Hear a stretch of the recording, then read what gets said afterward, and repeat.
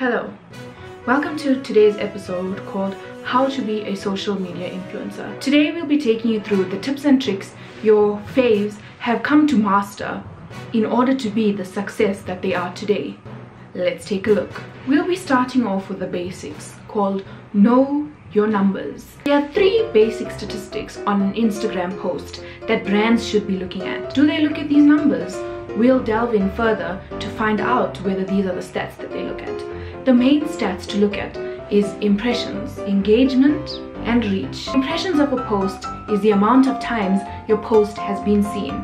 It doesn't have to be a unique user. I can be a troll on your page looking at the same post 3 times a day.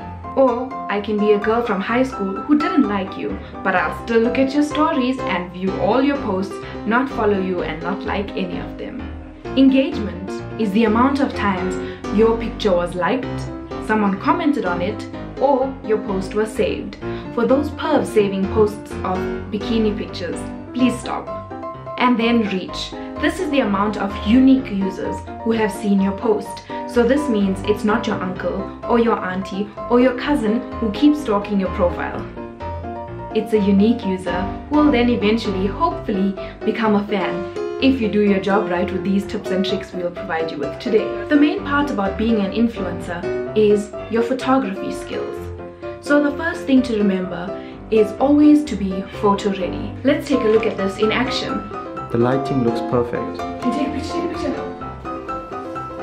Babe, the lighting is amazing. You're gonna love this shot. Okay, let's go, quick.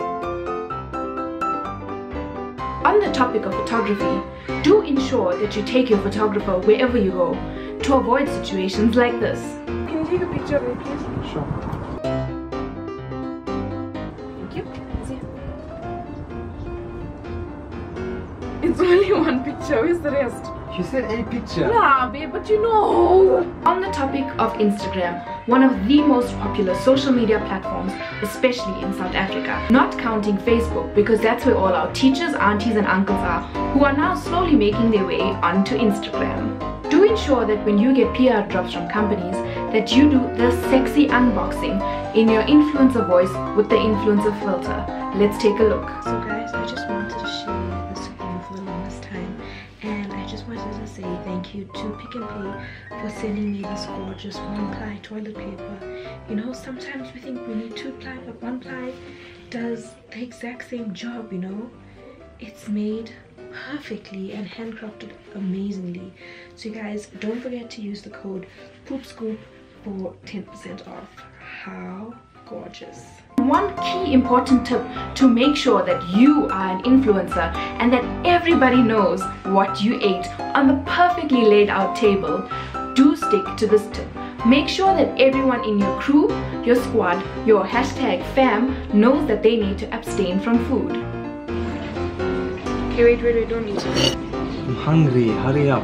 Yeah, just now. Okay, I'm done, you can eat. Wait.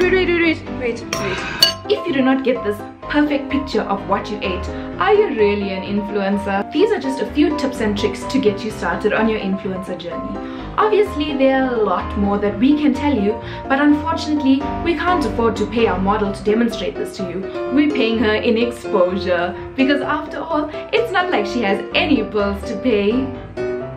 Basically, your engagement and your reach is what matters the most. However, brands seem to have a blindfold when it comes to that, and all they see is the amount of followers that you have. You can be a micro-influencer with the best engagement and actually influence your audience to do the same or similar things that you do and enjoy. However, brands will choose an influencer with 4,000 followers. But just remember, brands, if a person has 4,000 followers and they are following 3,000 of those followers, are they really gonna influence anybody? Huh?